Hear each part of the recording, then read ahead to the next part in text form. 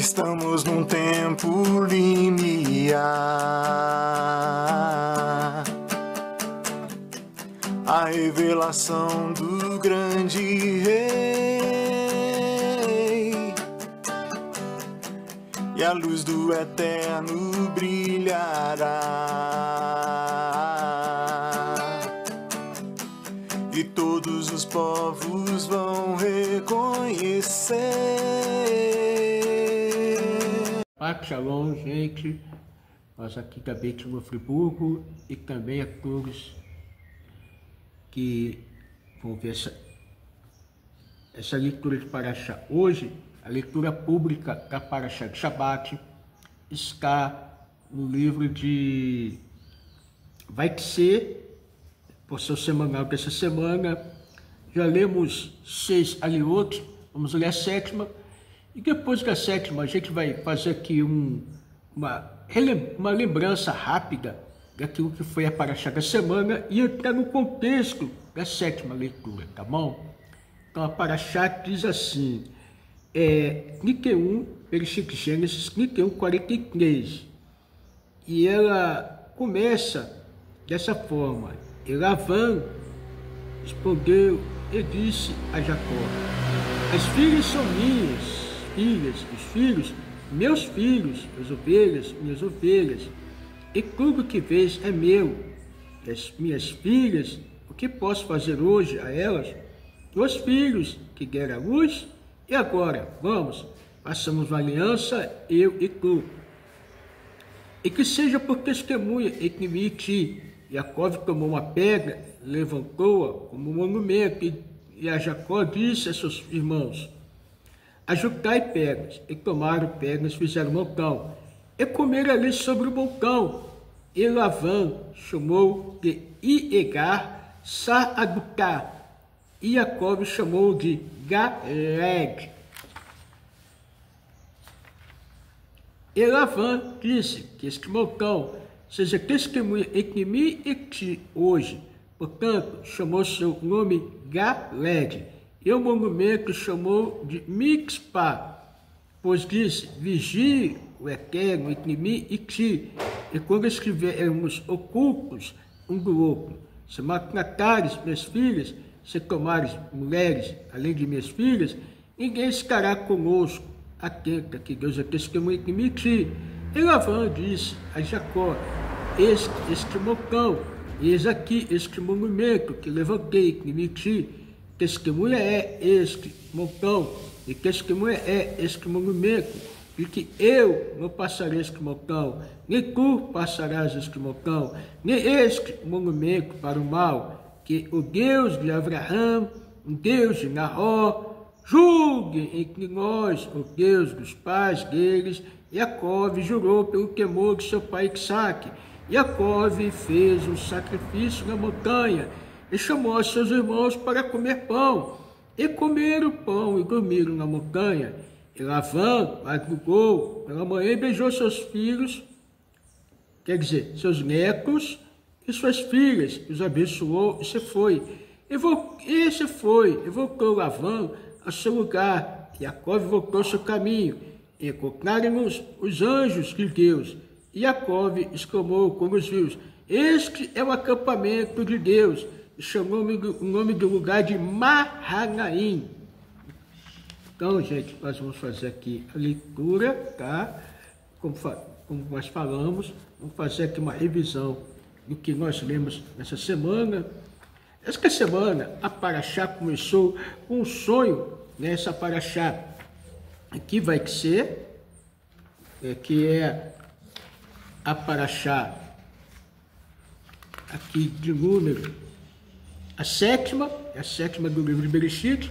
Ele começou com um sonho em que uma escada, que Jacó viu uma escada. Nessa Parashá ele começava a observar e ver uma escada, que o seu corpo chegava ao céu. Aqui, a escada, ela está ligada também à palavra sulam, que pode estar ligada a dinheiro. E tem muitas explicações acerca da escada.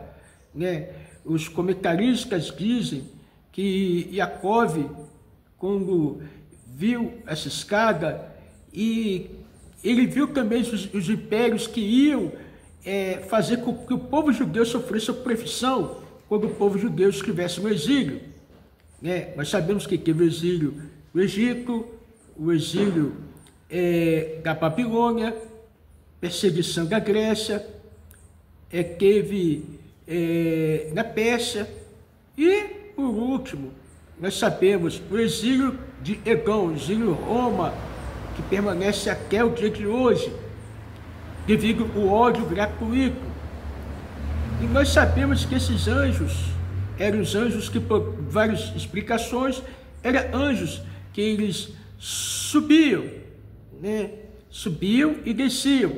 Eram anjos da terra de Israel, enquanto o Iacove estava lá na terra de Israel. E tinha os anjos que não eram da terra de Israel, porque quando Iacove saiu de Canaã até chegar a Harã, os anjos que são pertencentes à terra de Israel ficaram na terra de Israel e acompanharam fora da terra de Israel outros anjos. Então nós podemos entender dessa forma. E várias explicações. E durante esse tempo, sabemos que quando ele foi perseguido pelo seu neto, a mandado de Esaú, querendo matá-lo de todo jeito, viu seu filho. Mas como o filho de Esaf era aluno, foi aluno de Iacove, aprendeu muito a Torá com Iacove também. Ele falou: olha, eu tenho que honrar meu pai, mas como é que eu faço agora? Você é meu professor, você me ensinou a Torá, você me ensinou leis. Olha, então, Hashem iluminou Iacove com uma sabedoria muito grande, e dentro dessa sabedoria ele falou: olha só, dizem que a pessoa pobre é considerada como morto. Leva tudo que eu tenho, me deixa só com a roupa do corpo e fala para o teu pai que eu estou morto.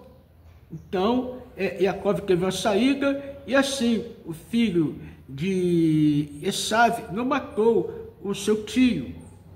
E então sabemos que ele teve o sonho da escada, ele fez toda essa perseguição, os presentes que ele ia levar para Harã, ele ficou seus presentes para dar para sua futura esposa, porque sabemos que Abraão, quando Isaac buscar uma esposa, ele deu muita coisa para o seu servo Eliezer, muita coisa mesmo.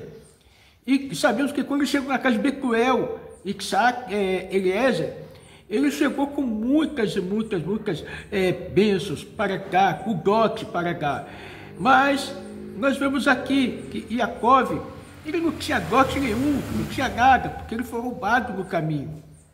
Nós vemos aqui uma condição. O que aconteceu nesse caminho? Eles parou também, estudou 14 anos Torá na casa de Shem, de Ever. Eram duas casas diferentes.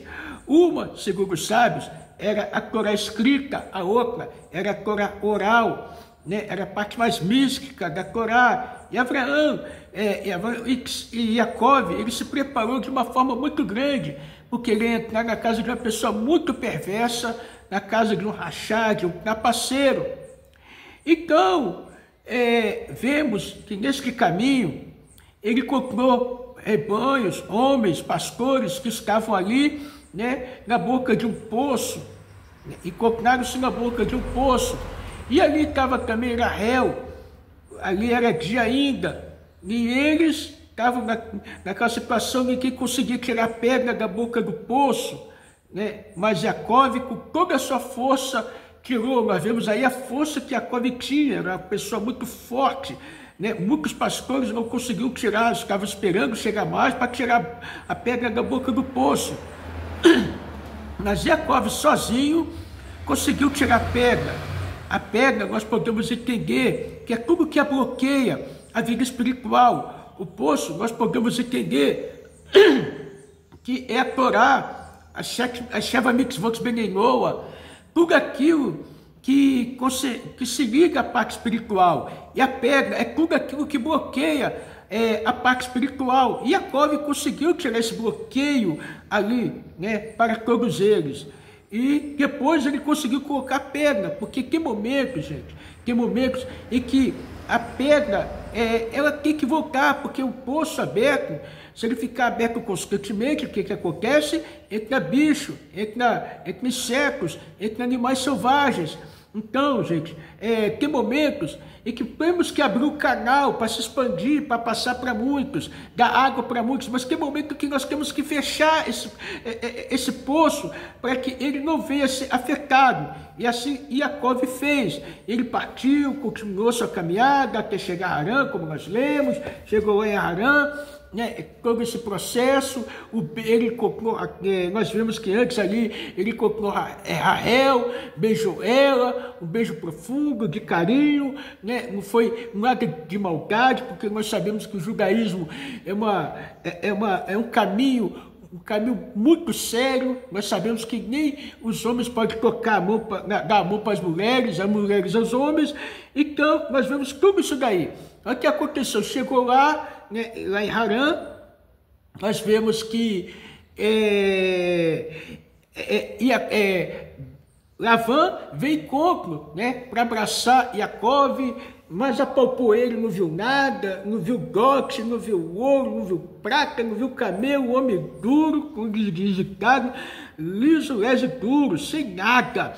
E o que aconteceu?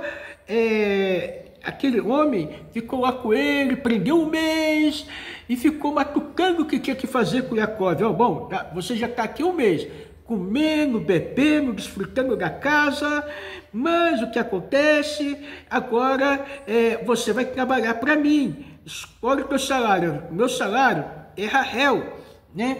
Eu vou trabalhar para Raquel. Tá bom, você trabalha 7 anos para Raquel. Trabalhou 7 anos, foi como se fosse poucos dias, de tanto amor e apego que ele tinha por Raquel, mas ele também queria cumprir a mitzvah de procriar, né? Porque ele já estava numa idade bem grande, bem avançada. Vamos lá, gente. Entendendo todo o contexto, nós sabemos que Lavã enganou, né? Lavã trapaceou, usou de astúcia com Jacó. O que aconteceu com tudo isso daí? Ele veio que dar a Jacó a esposa que ele queria, ele deu Leá, né? E deu uma serva mais nova, né? Para enganar tudo isso dentro de uma escuridão muito grande, né? Para que ele não percebesse nada. Raquel era unida com Leá, não queria que Leá ficasse envergonhada, deu todos os sinais para ela, para que Jacó não percebesse que era ela e envergonhar ela também.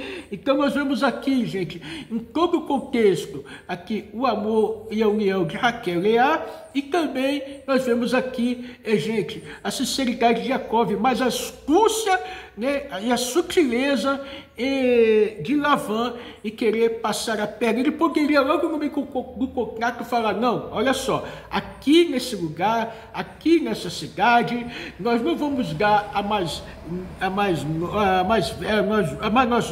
nova na frente da mais velha, de maneira alguma. Aqui não.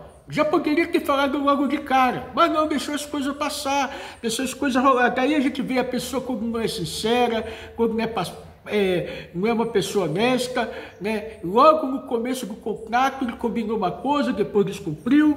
E vemos aqui, gente, que passados os tempos, os gados, tudo que ele tinha foi se multiplicando através da bênção de Jacó, porque onde Jacó colocava suas mãos, Hashem abençoava. Labão não tinha filhos e passou a ter filhos. Então nós vemos aqui que a entrada e a chegada de quem? De Jacó naquele lugar, trouxe bênçãos para aquele lugar, apesar de ser um homem perverso, mau, né? Uma pessoa rachar, mas Hashem abençoava Jacó. Então vamos chegar aqui, gente, nessa leitura. Nós vemos que chegou o momento que as filhas de Lavã, no casamento com Yaakov, nós vemos que elas começaram a ter filhos, Leá começou a ter filhos, Raquel também, quando casou com Yaakov, ficou um tempo sem ter filhos, mas foi tendo seus filhos, ali foi formado 11 filhos, e saíram da casa de Lavã, porque perceberam que os filhos de Lavã e Lavã já não era a mesma pessoa como era com Yaakov, e ele resolveu sair, e nós vemos uma perseguição muito grande. Lavã iria perseguir para matar Yaakov, mas Hashem falou, olha, não faça bem e não faça mal, para por aí. E ele aconteceu, não fez bem, não fez mal, alcançou Yaakov, e foi feita muita conversação ali, como nós chegamos nesta paraxá. E vamos ler aqui, gente, o texto agora, o que diz essa paraxá, de acordo com os sábios do povo judeu, tá, gente? Nessa paraxá, as explicações. Aqui, gente, nessa explicação da paraxá, Lavã acusa Jacó de ficar com tudo, filhas, filhos, rebanhos, e propõe que faça uma aliança com um montão de pedras, com testemunho. Jacó e sua filha erguem um bisbeia, um montão de pedras, come e dorme ali. Lavã os abençoa e volta. Jacó segue seu caminho e é encontrado por anjos, e ele chama o lugar de Mahanaim, 2 acampamentos, e percebe ali a presença de Deus. Gente, Lavã tenta formalizar limites e responsabilidade humana. Jacó cria marco público, um sinal entre partes, e depois recebe confirmação divina, os anjos, sinalizando a aliança humana. Foi observada e abençoada pelo seu. Vamos lá, gente. O Rashi, ele explica aqui, tá, gente? Uma explicagem de Lavã. Lavã e as filhas são minhas. Ele falou, como uma reclamação possessiva e hipócrita, Lavã tenta recuperar controle sobre o que ele vê como seu. Na verdade, ele estava usando de artimanha, tentando recuperar aquilo que não era seu, né? Que ele achava que era dele. Vamos lá. E sobre os nomes Galeg, testemunha, e pega, mispá, vigiai, observai. Rashi conecta o nome com juramento, com ideia e de vigilância divina e humana. Os montes de pedras que Jacó e os familiares erguem são testemunhas públicas e legais. O Rashi também nota o significado de comer e beber e dormir juntos, pacto de convivência momentânea, como se confirmasse uma aliança.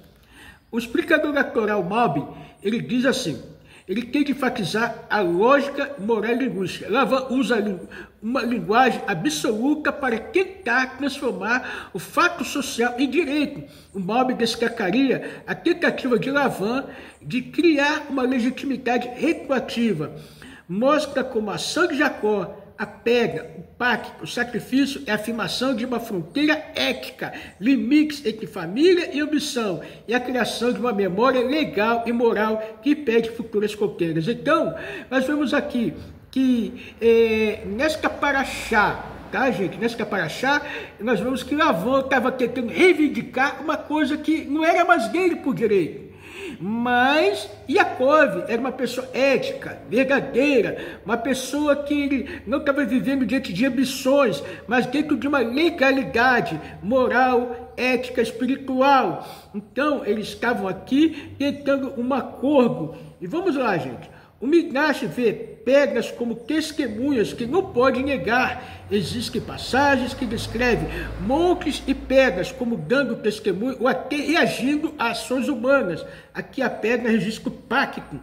A aparição dos anjos, depois é lida midrashicamente como confirmação divina. O acampamento de Deus mostra que quando o ser humano estabelece limites corretos e age com justiça e temor divino, o céu responde. Então, gente, nós vemos aqui as respostas de Deus à ação ética, moral e correta de Yaakov. Então, vamos lá, gente. Aqui, ele cumpriu, tá, gente? Aqui está escrito assim, ele cumpriu o pacto que os criou, mas seu coração não mudou. Portanto, o monumento é para lembrar e advertir, não para transformar imediatamente o interior humano. E dentro desta paraxá, gente, aqui, vamos lá, nos níveis da Hassidut Chabad, montão, testemunha, pacto, delimitação legal. Jacó faz sacrifício e celebra com a família. Lavan, parte, Jacó encontra anjos. Vamos lá. As duas tendas e acampamentos sugerem duas realidades espirituais. A do homem e a do divino, congaliadas com a paz. As pedras aludem à memória, aquilo que erguemos permanece como sinal para gerações. Lição ética desta paraxá: estabelecer fronteiras justas e testemunhos públicos, essencial para evitar injustiça. O pacto social evita abuso familiar e econômico. Então, gente, nós vemos aqui que tudo que Jacó estava fazendo é para estabelecer fronteiras justas, para ser uma pessoa justa, um pacto social justo. A hospitalidade, comer juntos, reforça que a aliança é tanto rito quanto relação. No nível da Hassidut, explica que o monte de pedra pode representar um ponto de ligação entre mundos, os mundos, um Makom, onde o profano encontra o santo. O nome Mahanaim indica a coexistência do mundo físico e da presença divina, imanência e mais transcendência. A pedra, como testemunho, também simboliza aspectos da alma que permanecem estáveis. Kavaná, para lembrar que somos diante de Hashem. O tema-chave desta paraxá pela Hassidut: Bitahon, confiança; Atzmut, essência, a ideia de transformar relações exteriores por meio da intenção interior. Nada que é exterior vai ser realizado se o interior não estiver preparado. Ensinamento prático pela Hassidut Rabbah: erigir um montão espiritual, práticas concretas, orações, quinotes eterna, atos de bondade, que servem de marco para a nossa vida interior, garantindo que não sejamos varridos por influências negativas como Lavan. Manahai, quer dizer, acampamento. Na Hassidut é lido também como lugar onde a alma encontra forças para lutar. Dois acampamentos: a vontade inferior, a centelha divina. O trabalho espiritual é fazer que a centelha governe. Vamos lá, continuando. Aplicações práticas, lições morais, tanto para os judeus como Bnei Noah. O tema central desta paraxá na área da vida para melhorar nossas vidas. Limites saudáveis. Aprender a dizer não a influências negativas. Lavan representa tentação, controle. Então temos que aprender o quê? A dizer não a essas influências de Lavan, que é a tentação e controle. Prática: identificar uma relação onde precisa criar fronteira e agir com firmeza e bondade. Transparência e testemunho: colocar acordos por escrito, falar claramente, sermos testemunhas uma das outras. Responsabilidade familiar e social: proteger os vulneráveis, filhos, dependentes, agir com justiça nos negócios e na vida pessoal. Intenção e santificação no cotidiano: transformar ações banais em sinais espirituais, erguer pedras, intenções, pedras internas, bênçãos, recordações rituais. Pitarrão, confiança e humildade: confiar em Deus quando nos afastamos de ambientes nocivos. Humildade para reconhecer erros quando existem. Aqui, gente, tem uma prática bem curta para nós meditar e refletir, tá, gente? No nosso dia a dia, tá? Sente-se, respire, imagine, coloque uma pedra diante de si com a intenção: esse é meu compromisso de honestidade. Limite, visualize a pedra brilhando e repita: que esse sinal me lembre de agir com responsabilidade. Bênção pela família: ao gritar, recite uma bênção, uma breve bênção, pedindo proteção e crescimento espiritual para suas filhas, filhos e familiares. Para o Bnei Noah, pedir paz e retidão para a família. Revisão semanal: como Jacó, erguendo um montão, erga mentalmente uma lista de testemunhas, ações que provem sua fé, atos de bondade, honestidade financeira, respeito, peça perdão onde falhou, comprometa-se com uma mudança concreta na sua vida. É importante, gente, se comprometemos com uma mudança concreta. Se não nos tiver compromisso com Hashem e melhorar, que adianta? Como diz o Piquet, se hoje eu não for melhor do que é ontem, de que adiantará estar aqui? Então, gente, o importante da nossa vida é melhorarmos a cada dia, procurar uma mudança. Tem coisas que é pequena, mas pode se tornar muito significativa. Conexão com Mahanaim, em momentos de decisão. Pergunte, onde está o outro acampamento aqui? Minha vontade inferior ou a centelha divina? Escolha a opção que aproxima-se de Deus. Então, gente, nós temos aqui vários assuntos. A humildade, ato exterior, uma pedra, uma palavra, um gesto de bondade pode atrair revelações superiores. A centelha divina responde a atos simples e sinceros. Então não precisa de coisas grandes para que a Shem possa aparecer e mostrar na nossa vida. Atos pequenos de bondade, mas por sinceridade, atrai revelações superiores. Gente, o Baal Shem Tov costuma ensinar que o menor gesto de sinceridade transforma o ambiente espiritual. Então, gente, o menor gesto, marca bem, o menor gesto de sinceridade transforma o ambiente espiritual. Baal Shem Tov, o Alter Rebbe expande isso em práticas eternas. Resbão a Nefesh, estrutura do serviço. O Rebbe reforça a importância do trabalho prático diário, estudo, ação, como montões que preparam a chegada da redenção da Geulah. Transformar o natural em sobrenatural. Cada fronteira que erguemos, ética, hábito, torna-se monumento que altera a realidade. A união dos acampamentos, unir estudo e oração com ação social. Gente, é muito importante, né? Estudo, oração, ação social. Né? A Hassidut enfatiza que o serviço deve ser alegre, confiante e prático. Aguardando a redenção com responsabilidade não é passiva, é trabalho, montar montes de mitzvot ou atos éticos para o Benenoa, que prepara o mundo. Aqui, gente, tem uma sugestão completa para a nossa melhoria.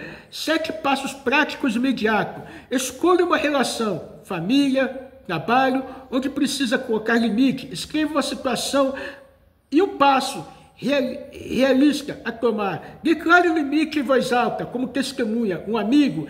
Crie a responsabilidade. Faça uma pedra simbólica, um objetivo na casa que lembre sua intenção espiritual. Pode ser um pequeno montinho. Estabeleça uma rotina curta e diária de reflexão, 10 minutos sobre honestidade e humildade. Faça um ato de bondade semanal para alguém vulnerável. Estude uma pequena fonte sobre honestidade e ética.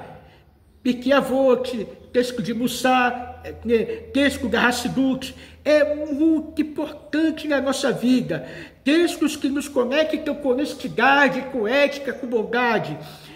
Ao final de cada semana, avalie onde fui fiel ao pacto, onde falhei. Prepare com ação concreta. Conclusão, gente.